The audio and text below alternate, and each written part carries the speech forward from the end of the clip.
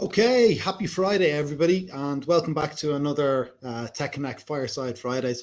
We've got a fantastic guest from Verizon Connect joining us this week. It's Craig Allen. Craig's the chief architect in Verizon Connect, responsible for all things architecture, engineering experience, and much, much more. So we'll hopefully talk tech, hear a bit about architecture, and learn a little bit about the future in Verizon Connect. Craig, hiya. Welcome to Fireside Fridays. Hey, Boric. Happy Friday. Happy Friday to you too. Working from home this Friday. I am. Yeah. Nice and quiet day. Nothing major going on this weekend or anything like that. No, I see you've cleared out your work from home office. Oh yeah, I had to make it presentable. Dust it down, put on your Sunday best. The wall behind me was like covered in dresses and stuff. I couldn't go on like that. Well, these are the hazards of being at home. I don't know about your house, but home. My wife works now as well, but she runs the show at home, and it is what it is. Our house is chaos, but especially with a newborn as well. I know. An almost 6-year-old. Yeah. Who likes to demand and do things around here and likes to eavesdrop on my meetings and come in even without being announced. It's great. She just wants a nose in, just have a look. Yeah. What's Daddy up to? What's he building in there? Who are your mates? Who are you talking to? Yeah, of course. Yeah, because that's it. You're on con calls, video calls, talking to the crew. Yeah, that's interesting. 6 years old and 6 years old and wants to get stuck in already. Oh yeah, drop her off to school and I'll say have a good day, and she'll go have great meetings, have fun with your mates. Yeah. That's too cute. That's a bit. Well, there you go. Maybe a future architect. Maybe. I think more an actor than anything else at this point. I thought that's what good architects were, Craig. We may have disagreements. How very dare you? How very dare you? So look, yeah, speaking about that, you're chief architect in Verizon Connect, and I think, and you're going to slap me for saying this or talking about this, but I think it's very rare that people start out in their career what they are much later in the career. But you started out as an architect, right? That's right. Yep. I started out in the construction industry for a brief period of time. I came out of college. I did architectural technology. I was working in that industry for only probably less than a year at that point, before there was the downturn. Yeah, I started looking at opportunities to do something else instead. And one of my interests was electronics, engineering, computers. I was always the one tinkering around. I mean, even today, I got a delivery of something else that I'm going to go tinker with later. My wife hates it because everything in our house is rigged to something, and there's some control that has to go around, and it's complicated. And our daughter can figure things out quicker than she can. So there's something in that, though, isn't there? Because kids today, they are natives. I mean, the old, well, it's now an old adage, but a couple of years ago they'd be talking about smartphones and being native on apps, and then it was social media. But now it's technology, it seems. That's technology. Now they just think every screen is touchscreen. My daughter is now trying to crack passwords on me. She woke up bright and early, and I put a password on our TV to stop her watching TV in the morning.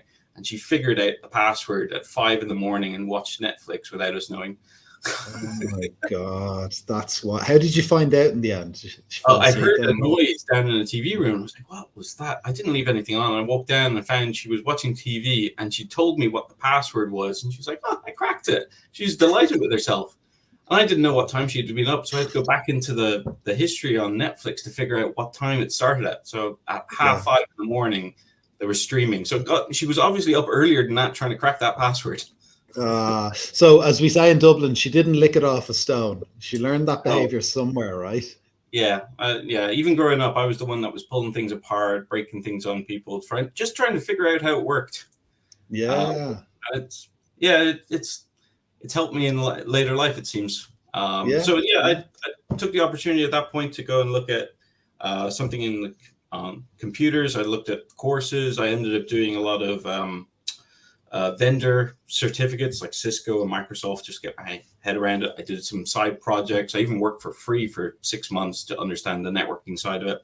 Tell me about that. That's curious. Not many people do that. I mean, I know we have internship programs and that type of thing, but that sounds a bit different.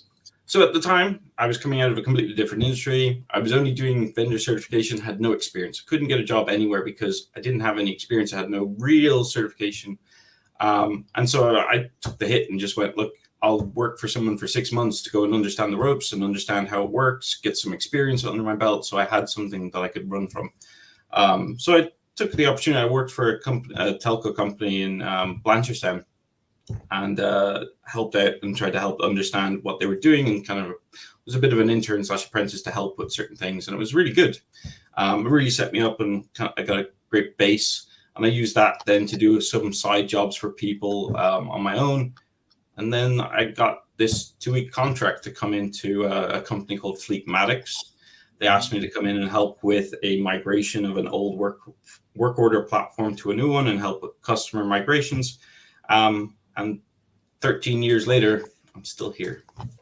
Yeah, that's something else. So it's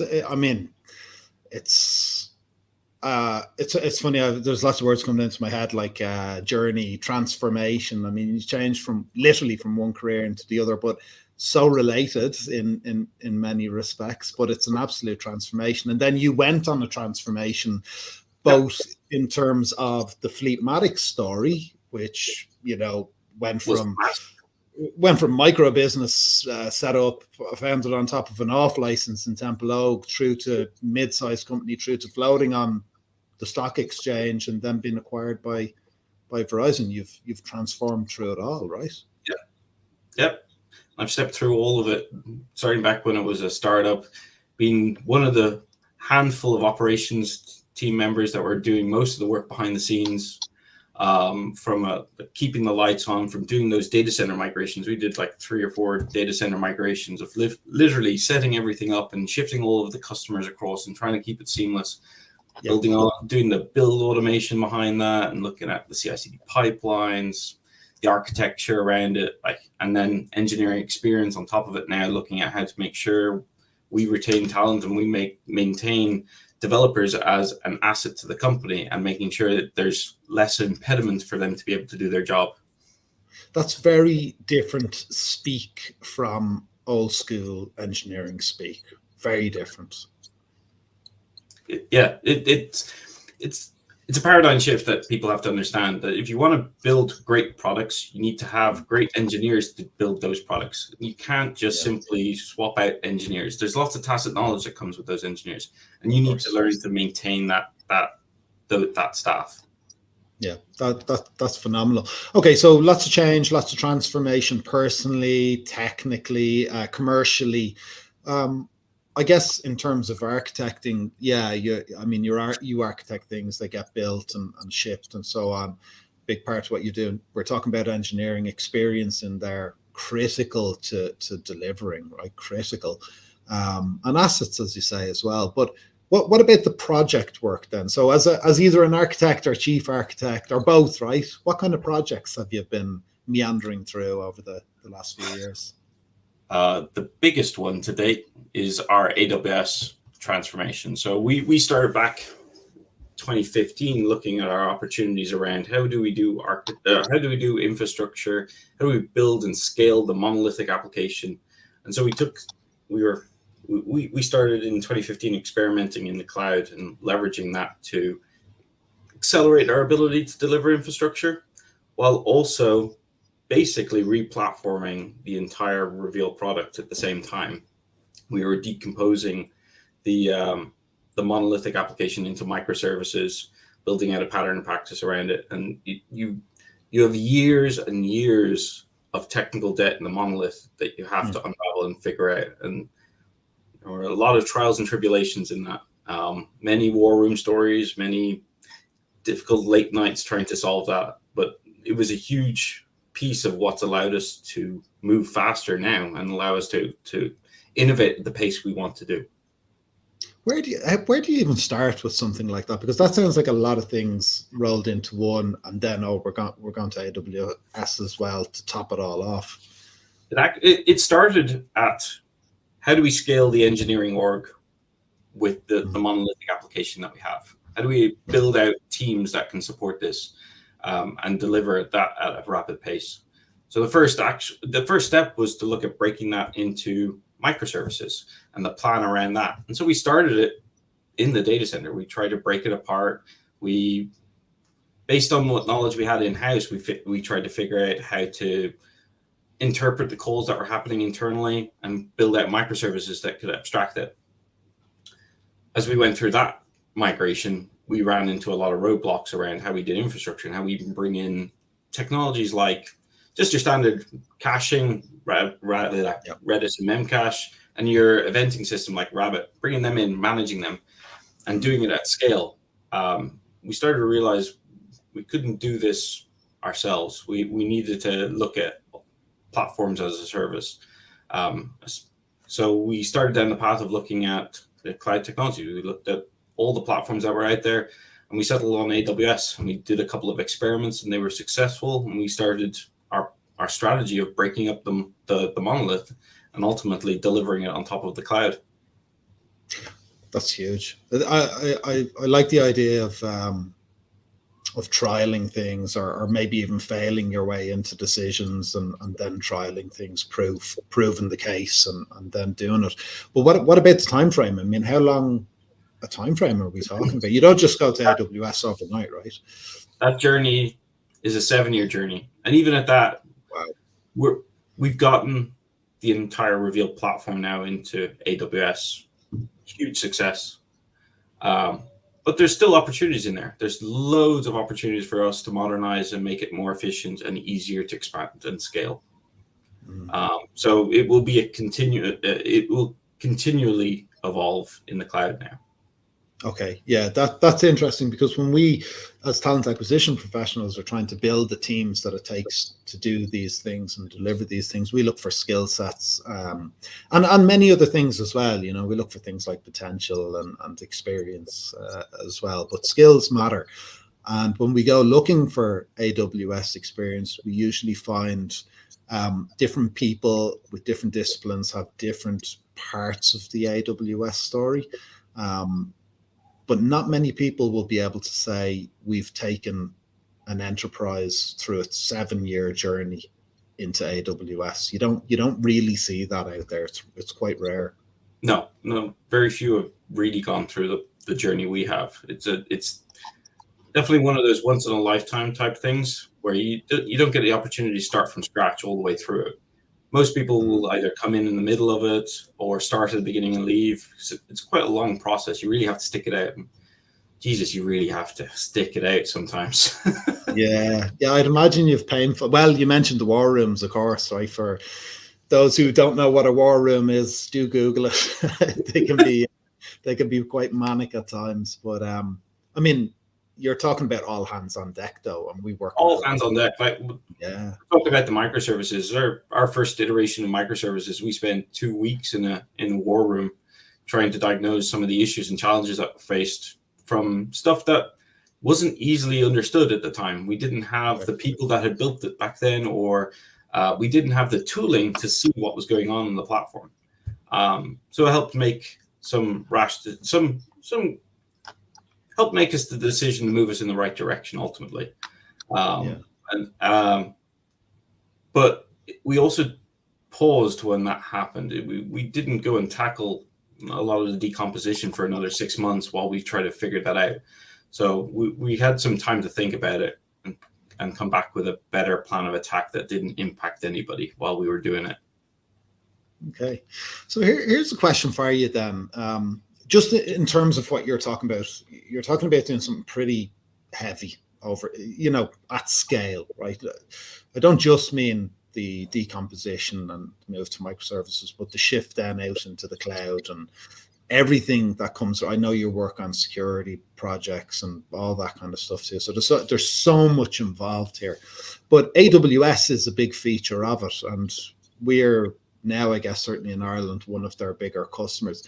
How do AWS view us? And that's a loaded question because I know you're actually going to be speaking at AWS reInvent soon.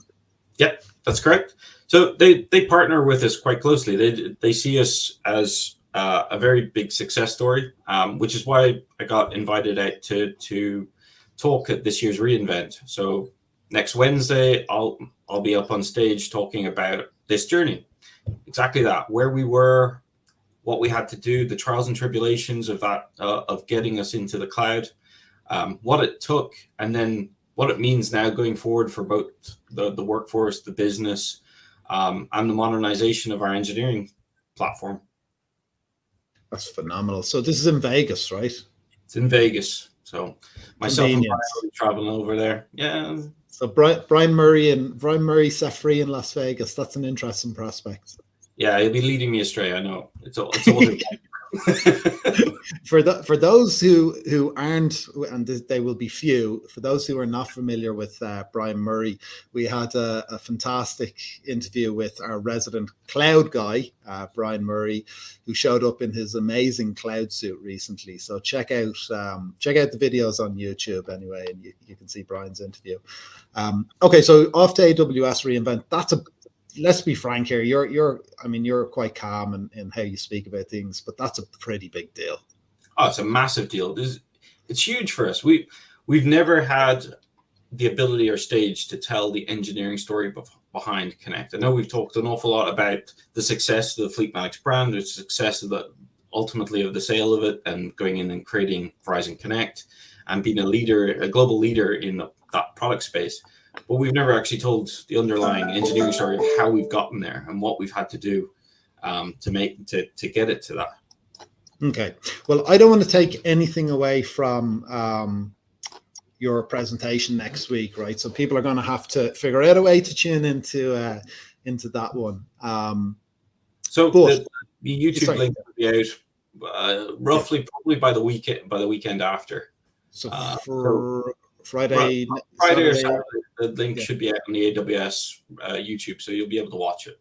Okay, so folks, check it out. You'll see Craig presenting. It'll be up there come next weekend, thereabouts. Do not miss that.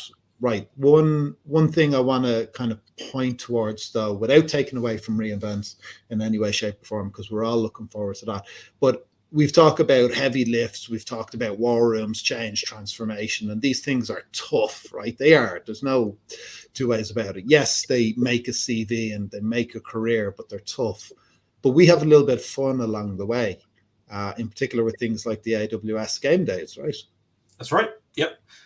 We partner closely with AWS to roll out a game day across all of our development sites this year, which is fantastic. It was probably the best way to get people into the office again, best use of it. I think with the most we've seen so far in the office that day, and it really encourages everyone to collaborate, and it allows them to go and look at things they wouldn't ordinarily touch in AWS, areas of the platform they wouldn't normally look at or understand.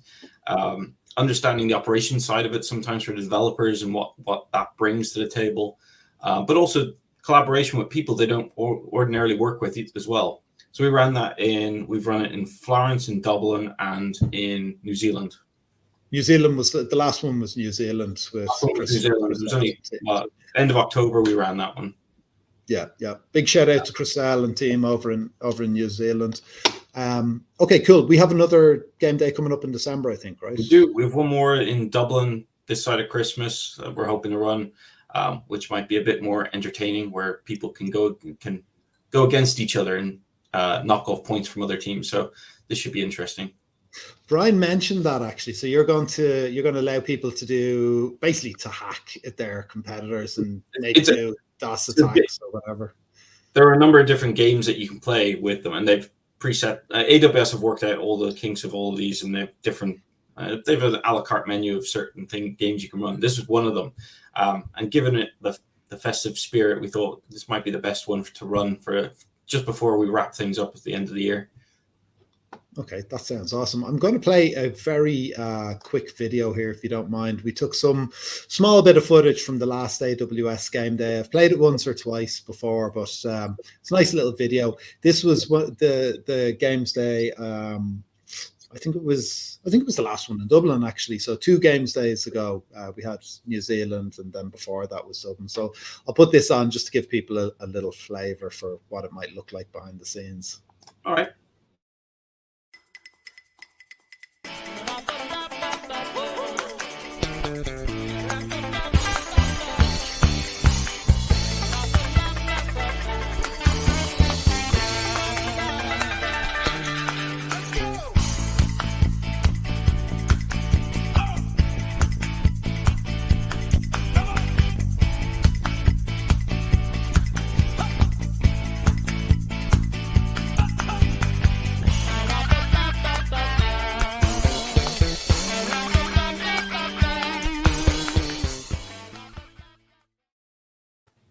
That was awesome. I think Suba won that game day, the last W. Suba and team, the Cloud Pirates, right? Yeah. They were excellent. Yeah, I think the story that will go down in the annals of time is maybe going back to, oh crikey, maybe 2019 or then when we had a games day and Suba and team had lost, but she was seen late into the evening writing on the glass windows, deconstructing their performance as to how and where they went wrong. So she was not a person who would take being beaten lightly, and of course came back and took the trophy there recently. Clearly not. She came back for revenge. Right. Yeah, a little bit of that too, right? Look, it would be remiss of me, Craig, not to ask you a couple of questions around some of the world-class products that we have, just to go from the tech to the product view, right? We just launched our AI dash cams recently, and I mean, you're talking about groundbreaking product and technology there. That's out there really doing something interesting in the world by way of potentially saving lives and that type of thing. And I'd imagine it had to be designed and architected and Yeah. So we did an awful lot of work there. We have a world-leading team over in Florence and a data science team looking at the AI capabilities of these cameras and how we release it and the future capabilities that we can bring to it once they're in the vehicles. So watch that space. But yes, the architecture team are heavily involved in helping figure out the technical vision long term.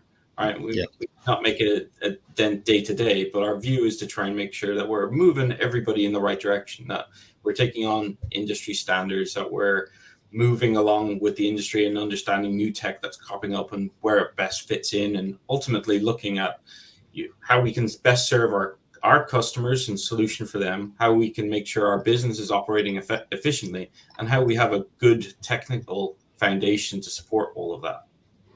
Okay, that's really interesting. And I guess a question, if you're looking at that long-term vision, a question that you probably can't answer with any great detail for obvious reasons, but maybe you can throw some hints at us. Oh, what does the future hold? It's a great question. Okay. So no trade secrets shall be harmed in the making of this live stream, right? No, we're looking at an awful lot of technology that's out there, looking at better ways of approaching how we've solutioned things in the past, and coming back with new and innovative ways of doing it. From an engineering perspective, we have an awful lot of work still to do on the modernization of the platform. So there's an awful lot still to look at in terms of technologies that are out there that we could better use and improve the experience for the customer by doing it. Not necessarily adding functionality, but making the product more of a modern product in some cases. So yeah, watch this space. Okay, that's awesome. Well, look, I think that wraps up a lot of what I wanted to touch on with you. As you know, I don't really prepare for these things. I think the chat is always better. But I do tend to ask two questions at the end, and one of them would be, if you were to talk to, from your perspective, right, you interact with everybody in the business, but let's just say an engineer, loosely speaking, an engineer who might be out there thinking, okay, I see the database team's hiring, James Donnelly's crew, they're hiring at the moment, looking for a PostgreSQL DBA. I know these guys are in the cloud. That's cool. What would you say to them? Why should they come work with you? If for nothing else, I enjoy the fact that when I come in, I can sit down and I can eavesdrop on Keith's plans for world domination while you keep setting them straight. That is a fairly accurate summary of our public war room. No, in all fairness, the biggest thing is just the opportunities. Like I'm a product of that. There is always an opportunity. If you want to do something, there is always a way for you to make that a reality within Connect. There is always something available for you to go do. If you have a passion to go do it, we probably have something for you to go do and fix for us as an engineer. One way or another, there was an opportunity. Yeah, agreed. Great, I love it. Yeah, I love that. Dermot O'Reilly, who's John Malanphy's chief of staff, he spoke in great detail about that. He talked about, look, what you come in here as, you probably won't end up in that position, maybe not even for very long or what have you. But regardless, you can actually sculpt a career for yourself. So what do you want to be? You know, you can take risks. You can go do whatever it is you want to do and carve that career out. Yeah, opportunity. If you're willing to take on the responsibility, then I'm sure we can carve a career path for you. Yeah, I love it. That's brilliant. Okay, the second question I have then is, who should we talk to next? You've done all the obvious ones from what I can see. Do you know what? Ed Smith might be a good one to talk to, right? He helped bring in our application monitoring platform and the visibility that brought in and how it helped transform our ability to triage issues, to understand the platform, get full transaction visibility. He'd be one to bring in and talk through and explain. Okay, that would actually be a fantastic conversation to have after you've, this conversation, of course, and then reinvent and maybe catch up with Ed and have a chat with him too. Okay, Ed, you heard it. Craig has voluntold you. Like it or not, we're coming for you next. Look, Craig, thanks a million. Happy Friday. Thanks for taking the time to talk to us. I know you're busy getting ready for reinvent, so we're all excited about that. Can't wait to see it. I know Brian has gotten his cloud suit pressed, so he's really excited about it as well. So it's going to be a busy week. And bring in as many people into the auditorium as possible. So yeah, that's it. Well, look, we'll be putting this video out there for everybody to get that taster for what's coming up next week. And good luck. Good luck. All right, thanks, Craig. Talk to you soon. Cheers. Bye-bye. Okay, folks, there you have it. Everything from starting out as an architect, just not as you know it, moving into a product engineering architecture, change, transformation, that move from the monolith to microservices and into AWS, the trials and tribulations that where might see you end up in a war room, and then the fact that you can carve out that career, you can carve a real career out here, and Craig is evidence of that live in front of you, and a fantastic leader, great guy, and has great people on his team. So look, we're going to leave you now with a little bit of a taster for one of those amazing products, the AI Dashcam. So I'll show a little bit of an intro here to the AI Dashcam. Ultimately, this is the kind of thing that you could be working on, something that runs on true artificial intelligence within a supercomputer inside a vehicle that's saving lives out in the world. Following that, we'll leave you with our credo. As always, that tells you a little bit more about who we are, how we show up every day. See ya. Here it is, the new AI Dashcam from Verizon Connect. It's smarter, sleeker, and it's got 2 cameras, one for your drivers and one for the road. So you and your team can stay connected like never before. Now you can see what your driver sees and see your drivers. The camera's enhanced AI can help your team stay alert to danger outside the vehicle, like lane departure.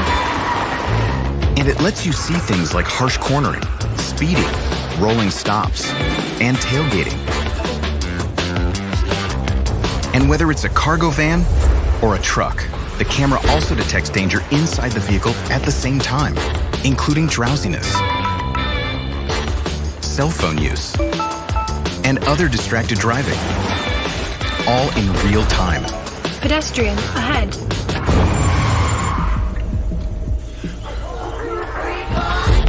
And you can always stay connected from the office or on the go to provide your team with crucial feedback and reward good driving.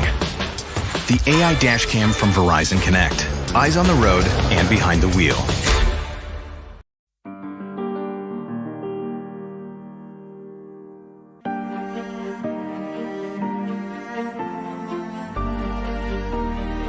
From where we work to where they live. From our technology to supporting theirs. From each and every one of us to each and every one of them. Everything we do affects everything they do.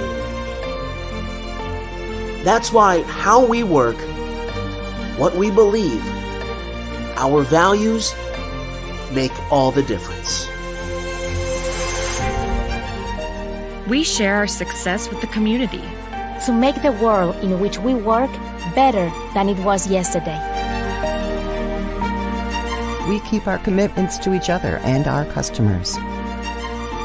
We know teamwork enables us to serve our customers better and faster. We focus outward on the customer, not inward. Our actions produce measurable results. We run to a crisis, not away. We are committed to doing the right thing. This is our credo. Our guide to what really matters. How we stay connected to each other and to them.